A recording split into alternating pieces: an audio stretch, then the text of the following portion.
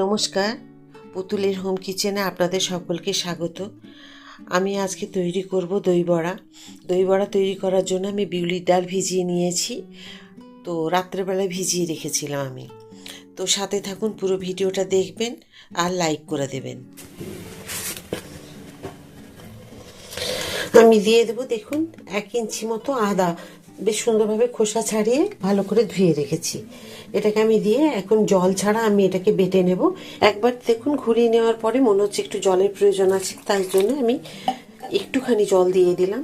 তো বাটা খুব সুন্দর হয়েছে, এইভাবেই কিন্তু বেটে নিতে হবে। এখন আমি এটাকে বাটিতে একটা ঢেলে ঢাকা দিয়ে রেখে দেবো। মধ্যে একটা বড় জায়গায় ঢেলে রাখলাম, কারণ আমার এটাকে ফাটিয়ে নিতে খুব ভালো সুবিধা হবে। তো এখন এটাকে আমি ঢাকা দিয়ে রেখে দেবো 3 থেকে 4 ঘন্টার জন্য। প্রথমে দিয়ে দেবো 1 চামচ জিরে, তারপরে দিয়ে দেবো বড় চামচের 1 চামচ ধনে, তারপর দিয়ে দেবো 1 চামচ মৌরি। এগুলোকে শুকনো আমি ভেজে নেব।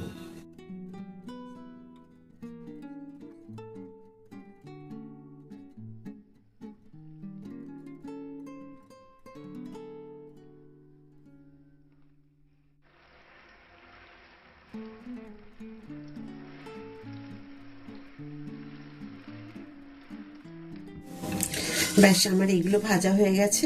এখন এগুলোকে ঠান্ডা করে তারপরে আমি এগুলোকে গুঁড়িয়ে নেব। আমি দই বড়ার জন্য একটা চাটনি করে নেব, যেটা হচ্ছে ধনে পাতা নিয়েছি, বেশ ভালো করে ধুয়ে নিয়েছি, কাঁচা লঙ্কা আর আদা নিয়েছি 1 ইঞ্চি। তো এইগুলোকে দিয়ে আমি এখন মিক্সিতে বেটে নেব। আর আপনারা চাইলে এখানে খেতে পারেন রসুন, তো আমি এটা রসুন দিইনি, যাতে সবাই খেতে পারে।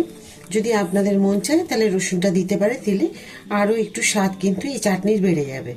দিয়ে দিলাম একটু বীজ ছাড়ানো তেঁতুল। চাটনিটা সুস্বাদু করার জন্য আমি দিয়ে দিলাম একটা ছোট্ট চামচের 1 চামচ কালো জিরে। এখানে দিলাম আমি চাটনি ধনে পাতা, কাঁচা লঙ্কা, আদা, তেঁতুল, একটু কালো জিরে, একটু সাদা জিরে। আমি আরো দুটো জিনিস একসাথে দিয়ে মিক্সিতে এগুলো বেটে নেব। দিয়ে দেব আমি নুন, চিনি। এগুলোকে এবার আমি পেস্ট করে নেব একসাথে। ধনে পাতা চাটনিটা যখন দেখবো বাটা হয়ে গেছে, তখন দিয়ে দেবো এইটুকু ঝুরি ভাজা এর ভেতরে। আমি দেখুন ধনে পাতার চাটনিটা এখানে ঢেলে নিয়েছি, এখানে রেডি করে রেখে দিলাম। এখন দেখুন তেঁতুল ভিজিয়ে রেখেছিলাম, বীজ ছাড়ানো যে তেঁতুল, এই মিক্সির মধ্যে দিয়ে দিলাম। এতে কি হয়, চাটনিটা খুব ভালো হয়। যে মিষ্টি চাটনি করব, দিয়ে দিলাম একটুখানি গুড়। যতটুকু আমি তেঁতুল দিয়েছি সেই অনুপাতে এই গুড় দিয়েছি। দিয়ে দিলাম 2টো লঙ্কা। আমি এখন যে তেঁতুল যে বেটে রেখেছি মিক্সিতে, ওটা এখন এখানে একটু গরম করে ছেঁকে নেবো। দেখুন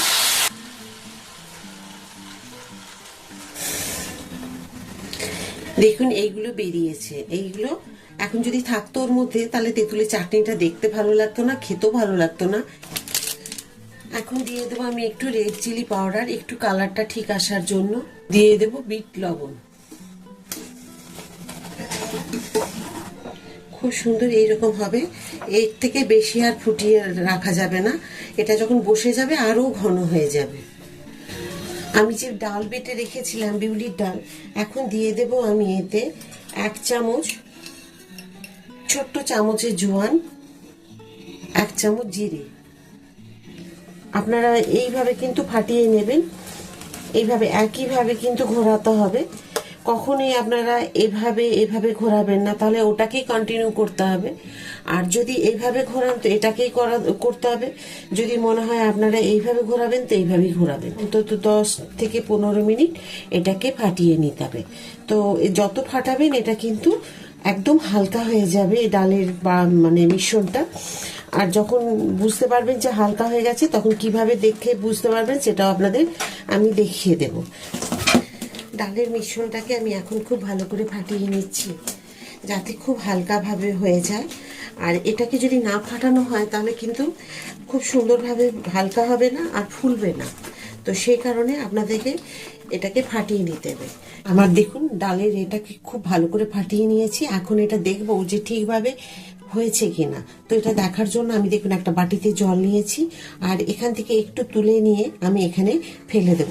যদি ডুবে যায় তাহলে জানবেন আর একটু ফাটাতে হবে, তা নাহলে হয়নি। আর যদি ভাসে তাহলে জানবেন এটা সম্পূর্ণ হয়ে গেছে।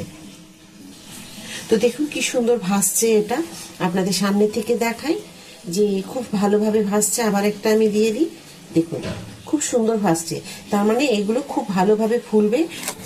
এখন আমি দিয়ে দেবো এতে একটু পরিমাণ মতো নুন, আবার হাতে একটুখানি এটাকে মাখিয়ে নেব যাতে সম্পূর্ণ নুনটা এভাবে ভেতরে ঠিকভাবে মাখা হয়ে যায়। তেল গরম হয়ে গেছে, খুব ভালোভাবে তেল গরম করে নিতে হবে, তারপরে মিডিয়াম ফ্লেমে দিয়ে দিতে হবে। হাতে একটু জল নিতে হবে, জল নিয়ে এখান থেকে এইভাবে যতটুকু বড়ার সাইজ আপনি করবেন ঠিক এইভাবে নেবেন, নিয়ে আর আপনাকে এইভাবে ছোট্ট ছোট্ট করে ফেলে দিতে হবে এর মধ্যে। যদি আপনার হাতে বারবার লেগে যায়, ঠিক পারছেন না, তখন কিন্তু আপনাকে জল নিতে হবে হাতে, জলটাকে পরিষ্কার করে ফেলে নিতে হবে যাতে অনেক জল না থাকে, তাহলে এই ডাল বাটার মধ্যে কিন্তু জল হয়ে যাবে। তো এইভাবে কিন্তু আপনাদেরকে ছোট্ট ছোট্ট জিনিসগুলোকে ফলো করতে হবে, তাহলে কিন্তু আপনারাও এইভাবে ঠিক আমি যেভাবে বাড়িতে তৈরি করছি আপনারাও তৈরি করতে পারবেন। দেখুন কিভাবে, যেহেতু ভালোভাবে এটাকে ডালটাকে আমি ফাটিয়েছি সেই কারণে দেখুন কি সুন্দর ফুলে উঠছে।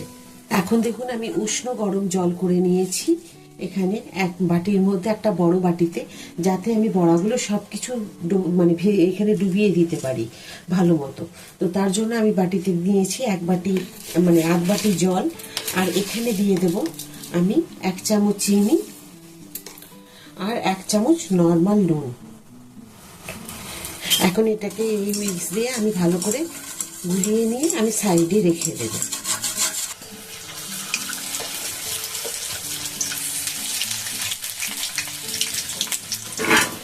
দেখুন এগুলো সব ভাজা হয়ে গেছে, এখন তেল জড়িয়ে এগুলোকে আমি সব তুলে নেব। এইভাবে কিন্তু আপনারা ভেজে নেবেন। দেখুন সব সুন্দরভাবে হয়েছে, আর আমি সাইজগুলো ফেলেছিলাম ছোট, আবার আপনাদের দেখাবো একবার। আর দেখুন কি রকম ফুলে বড় বড় হয়ে গেছে।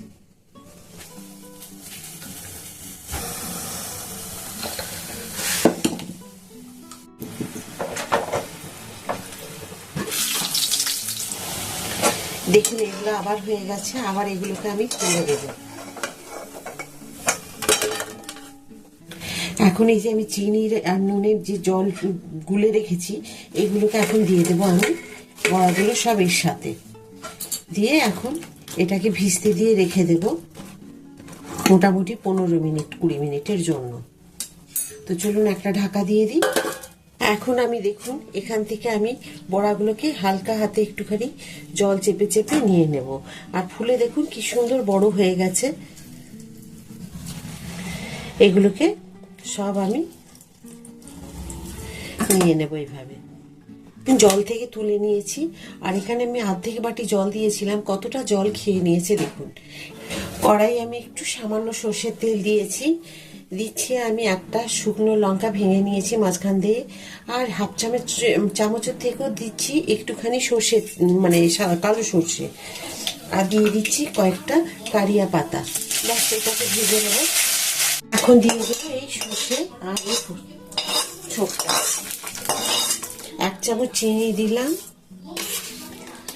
আরো হাফ চামচ দিয়ে দিলাম, দিয়ে দিচ্ছি একটু পরিমাণ মতো বিট নুন, আর এবার একটা ওই দিয়ে এভাবে আপনাকে পুরোটা ঘেটে নিতে হবে, ভালো করে চিনি নুন মাখিয়ে নিতে হবে। নুন বারবার পরিমাণগুলো কিন্তু খুব একটা বেশি দেবেন না, কারণ অনেকবার অনেক কিছুতে নুনের ব্যবহার আছে, সেই কারণে নুন কিন্তু খুব চিন্তা ভাবনা করে সব জিনিসে দেবেন। এটা কিন্তু আমি আমার আন্দাজে দিচ্ছি, আপনারা যখন করবেন আপনারা আপনাদের আন্দাজের মতো দিয়ে দেবেন। দই কিন্তু খুব একটা পাতলা নয়, ঘন আছে, তো এর থেকে কিন্তু পাতলা রাখবেন না, তাহলে কিন্তু ভালো লাগবে না। এর মধ্যে আমি একটা একটা করে বড়াগুলো মিশিয়ে দেব এর মধ্যে। মনে হয় যে এতগুলো লাগবে না, আপনারা কিন্তু শুকনো অবস্থায় একটা যে কোনো এয়ারটাইট কন্টেনারের মধ্যে ঢাকা দিয়ে আপনারা রেখে দিতে পারেন, তাহলে কিন্তু বেশ ভালো থাকবে। রেখে দেবেন হয়তো ফ্রিজে, ঠান্ডা করে রাখবেন, তাহলে কিন্তু আবার পরে ওইগুলো অন্য সময় ঠিক এই পদ্ধতিতেই আপনারা কিন্তু ব্যবহার করে নিতে পারবেন। এবারে আমি আলাদা কিছু আবার একটুখানি দই রেখেছি ফাটিয়ে, এখান থেকে এটা একটুখানি দিয়ে দেবো। এখন এই দই ভেজানো বাটিয়ে আমি মানে 10 থেকে 15 মিনিটের জন্য ঢেকে রেখে দেব। চলে এসেছি আমি, দেখুন 10 মিনিট পরে। তো দেখুন কি সুন্দর হয়েছে।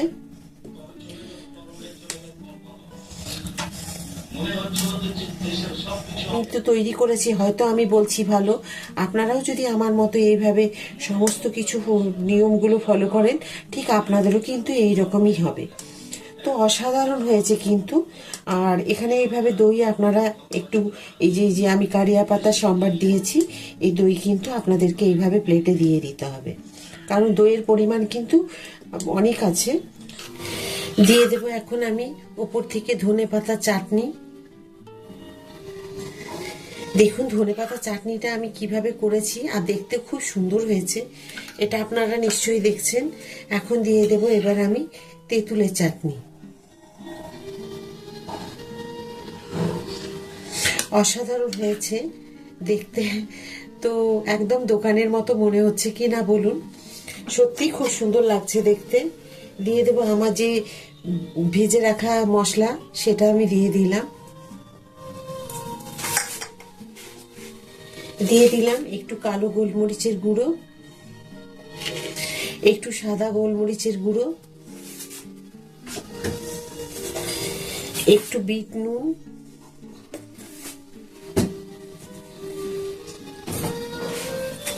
একটু দিলাম চাট মশলা। ব্যাস, খুব সুন্দরভাবে এটা দেওয়া হয়েছে। লাস্টে সবার শেষে দেব আমি একটুখানি ঝুরি ভাজা।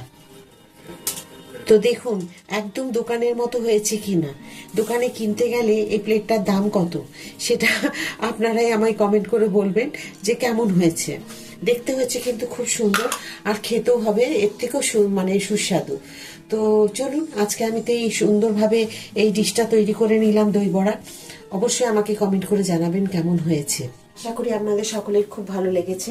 এইভাবে কিন্তু বাড়িতে তৈরি করে নেবেন দই বড়া, খুব ভালোভাবে তৈরি করা যায়, খুব সহজে হয়।